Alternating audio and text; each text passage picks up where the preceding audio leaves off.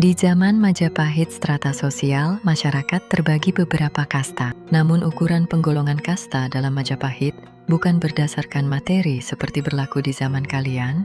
Dalam masyarakat kami, tinggi rendahnya martabat seseorang bukan karena banyaknya materi yang ia miliki, namun kami melihat tingginya martabat seseorang itu dari spiritualitasnya. Ketertarikan seseorang pada materi dan hasrat keduniawian, maka semakin rendahlah martabatnya. Dalam video ini akan saya jelaskan urutan kasta dari yang tertinggi sampai dengan yang terendah di dalam struktur sosial masyarakat Majapahit.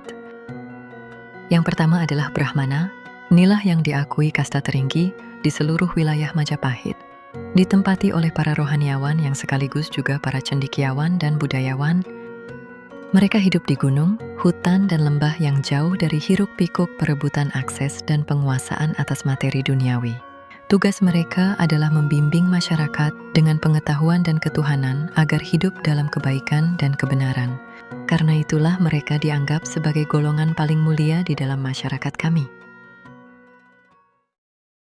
Di zaman Majapahit, strata sosial masyarakat terbagi beberapa kasta. Namun ukuran penggolongan kasta dalam Majapahit bukan berdasarkan materi seperti berlaku di zaman kalian.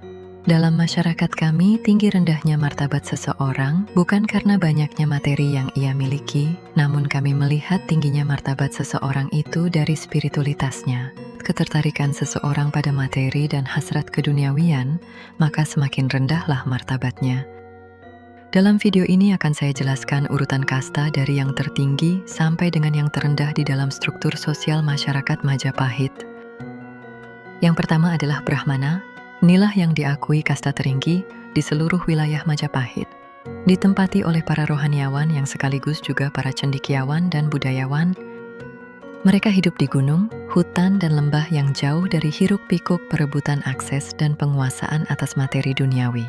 Tugas mereka adalah membimbing masyarakat dengan pengetahuan dan ketuhanan agar hidup dalam kebaikan dan kebenaran. Karena itulah mereka dianggap sebagai golongan paling mulia di dalam masyarakat kami. Di zaman Majapahit, strata sosial masyarakat terbagi beberapa kasta. Namun ukuran penggolongan kasta dalam Majapahit bukan berdasarkan materi seperti berlaku di zaman kalian.